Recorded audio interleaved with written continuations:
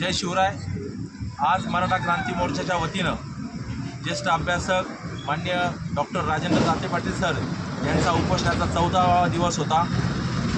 गेल्या 14 दिवसामध्ये महाराष्ट्रामध्ये अनेक घडामोडी घडत असताना महाराष्ट्रामध्ये सोशल मीडिया क्रांतीवीर जे जन्माला आलेले आहेत यांच्या माध्यमातून मराठा ओबीसी वाद ज्या पद्धतीने उफाळला होता त्याच पद्धतीने दोन मराठा समाजांच्या गटांमध्ये आपापसात जो वाद लागतोय त्या वादाच्या पार्श्वभूमीवर मराठा क्रांती मोर्चा जे मराठा समाजाच्या संघटनेचं समन्वयाचं विचारपीठ आहे या सर्वांची काल रात्री एक झूम बैठक झाली आणि त्या झूम बैठकीच्या माध्यमातून असा एक मेसेज या महाराष्ट्रातल्या तमाम मराठा बांधवांना आणि 18 पगड जातीला जाणं महत्त्वाचं आहे असं त्याच्यामध्ये एक ठराव पास झाला। आणि त्या अनुषंगाने आजची पत्रकार परिषद आम्ही माननीय राजेंद्र दाते पाटील साहेब यांच्या या उपोषणाच्या पार्श्वभूमीवर 14वा दिवस असताना प्रशासन दिशाभूल करतं आहे। विखे पाटील या ठिकाणी येतो म्हटलेत, हाकेच्या अंतरावर आले पण विखे पाटील या ठिकाणी आले नाहीत। या जिल्ह्याचे पालकमंत्री एकदा येऊन गेलेत, सांगितलं कॅबिनेटमध्ये मी विषय घेतो, परंतु कॅबिनेटमध्ये त्यांनी विषय घेतला नाहीत। मग सरकारला नेमकं दाते पाटलांचा मृत्यू जर का पाहिजे असेल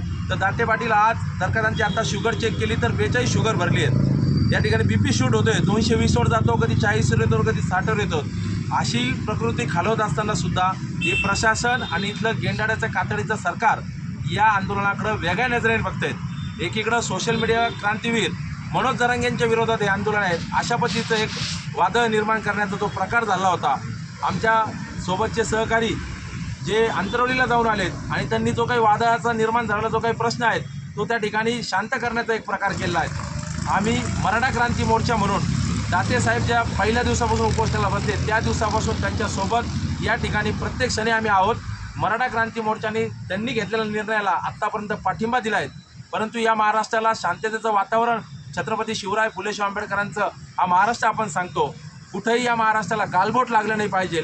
परंतु गेल्या 4-5 दिवसामध्ये नवनाथ वाघमारेंच्या माध्यमातून मराठ्यांच्या आया बहिणींवर खालच्या पातळीवर जी टीका टिप्पणी झाली त्याच पद्धतीची टीका टिप्पणी कालसुद्धा आंदोलनामध्ये ज्या काही घटना घडत आहेत, सोशल मीडियावर ज्या पद्धतीचे इमेजेस फिरत आहेत, या महाराष्ट्राला न शोभणारी गोष्ट या महाराष्ट्रात घडती आहे ती म्हणजे छत्रपती शिवरायांना अपेक्षित असलेल्या महाराष्ट्राला ती कदापि सहन होणार नाहीत। या महाराष्ट्रामध्ये जिजाऊ सावित्री रमाई भीमाईच्या लेकींवर जर का खालच्या पातळीवर जाऊन टीका टिप्पणी होत असेल तर मराठा क्रांती मोर्चा त्याचा जाहीर निषेध करतो। त्या निषेधाच्या पार्श्वभूमीवर मराठा क्रांती मोर्चा काही भूमिका घेऊन तुमच्या समोर आलेला आहे। आम्ही मराठा क्रांती मोर्चाचे आणि मराठा संघटनेचे सर्व समन्वयक दोन्ही साईडचे जे आंदोलक आहेत दाते पाटील असतील, जरांगे पाटील असतील, या सर्वांना दिशादर्शक मार्गक्रमण करण्याकरता मराठा क्रांती मोर्चाने काही गोष्टी भूमिका ठरवल्या आहेत, त्या गोष्टी आम्ही आपल्यासमोर सांगतो। यापुढचं जे कोणतं आंदोलन असेल ते समाजाच्या एकजुटीने डिक्लेअर होईल, त्याशिवाय कोणीही ते आंदोलन करू नये अशी मराठा क्रांती मोर्चाची प्राथमिक भूमिका राहिलेली आहे। त्याला अंतिम स्वरूप देण्याकरता येत्या काही दिवसांमध्ये पुढच्या 2-3 दिवसांमध्ये राज्यस्तरीय मराठा क्रांती मोर्चाची बैठक, सगळ्या मराठा संघटनांच्या अध्यक्षांची, पदाधिकाऱ्यांची बैठक, तसेच डॉक्टर राजेंद्र दाते पाटील साहेब असतील आणि मनोज जरांगे दादा असतील, हे दोन्ही आंदोलकांची बैठक या सर्व संघटनेसोबत आम्ही घेणार आहोत। कारण की मराठा समाजाला एकजुटीची जर का गरज असेल तर सर्वजण एका छताखाली जसे 10 वर्षापूर्वी मराठा क्रांती मोर्चाच्या माध्यमातून आले होते तसेच सर्वांनी एकत्र यावं आणि समाजाला न्याय हक्काच्या लढाईपर्यंत अंतिम टप्प्यात जर का जायचं असेल तर एक वज्रमूठ आपली एकीची दिसली पाहिजे। आज सोशल मीडियावर फेक अकाउंटच्या माध्यमातून आमच्या आया बहिणींची लक्तरं तोडले जात आहेत। दोन्ही आंदोलकांमध्ये वारयुद्ध करण्याचा ज्या ठिकाणी जो प्रकार चालला आहे तो निषेधार्थ आहे।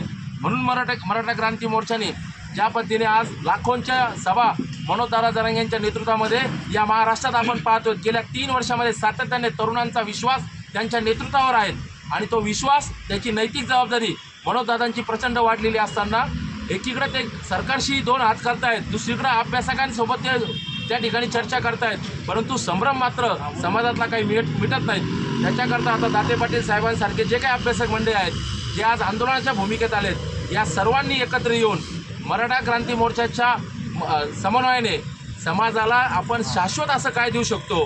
कारण की शासन हैदराबाद गॅझेट नावाचा एक GR काढतं, त्याच्यातून प्रचंड मोठा 11 महिना संभ्रम निर्माण झाला आहे। काल परवासुद्धा आमच्या जिंतूर तालुक्यात एका युवकांनी त्या ठिकाणी आत्महत्या केली।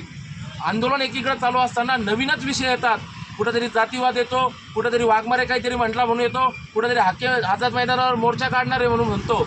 मग आंदोलनाचे जे मुख्य विषय आहेत, मराठा समाजाला शाश्वत आरक्षण असेल, हैदराबाद गॅझेटचं आरक्षण असेल किंवा इतर जे काही मराठा समाजाच्या समोरच्या समस्या आहेत त्याच्या बाबतीत दुर्लक्ष होते की काय, अशी भूमिका या ठिकाणी मराठा क्रांती मोर्चाच्या समन्वयकांच्या लक्षात आली.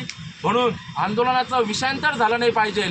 ज्या मुख्य विषयासाठी आपण काम करतोय त्या विषयावर आपला फोकस राहिला पाहिजे.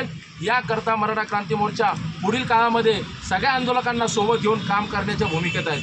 त्याचबरोबर काही सरकारचे हस्तक या मोर्चांच्या बैठकीमध्ये येतात किंवा आंदोलनात येतात आणि कुठंतरी एखादी चुकीची भूमिका मांडतात आणि त्याच्यामुळे पुन्हा एकदा शीतयुद्ध सोशल मीडियावर तयार होतं आणि समाजातल्या शेवटच्या घटकापर्यंत एक चुकीचा संदेश जातोय. तो संदेश थांबला पाहिजे.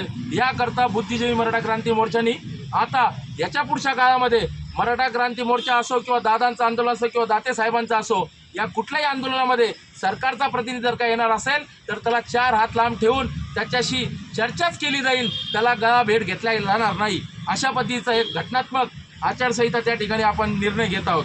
त्याच पद्धतीने पुढची अशी एक महत्त्वाची गोष्ट आहे, सोशल मीडियावर जे वैयक्तिक आरोप प्रत्यारोप चालू आहेत, दाताई पाटलांवर एक आरोप करणारा गट निर्माण झाला आहे आणि जरांगे पाटलांवर आरोप करणारे गट निर्माण, ते दोन्ही समाजाचे नाहीत, ते तिसरेच कोणीतरी आहेत जे या आंदोलनाला प्रति आंदोलन म्हणून डिक्लेअर करण्याचा प्रयत्न करतायत. परंतु आमची या ठिकाणी पहिल्या दिवसापासूनची भूमिका होती, हे आंदोलन मनोज जरांगेंना विरोध करण्यासाठी नाही, तर मनोज जरांगेंच्या आंदोलनातून जे समाजाला मिळालं त्याचं स्वागत करून जे काय राहिलं आहे ते घटनात्मक आणि संविधानाच्या चौकटीत बसवण्याकरता दाते साहेबांसारखा अभ्यासक त्या आंदोलनाला पुढं एक नवीन मार्ग, एक नवीन दिशा देण्याकरता या ठिकाणी हा पवित्रा घेतलेला होता. हैदराबाद गॅजेटबाबत आंदोलकांमध्ये शीतयुद्ध सुरू झाले आहेत, परंतु सरकारने आत्ताही ती संभ्रमावस्था दूर केलेली नाहीत.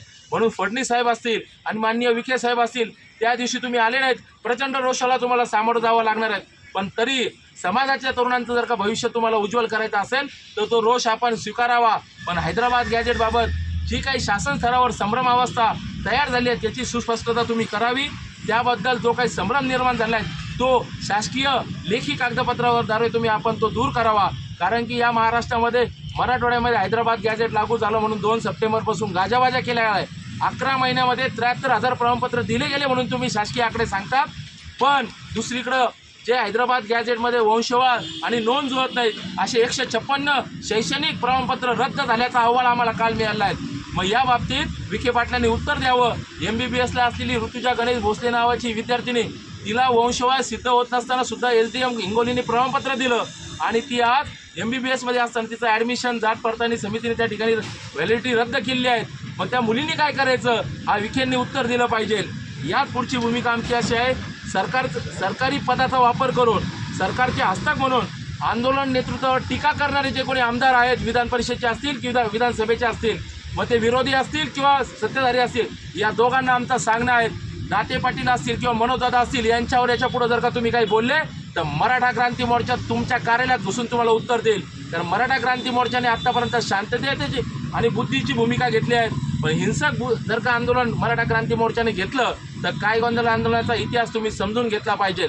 यापुढं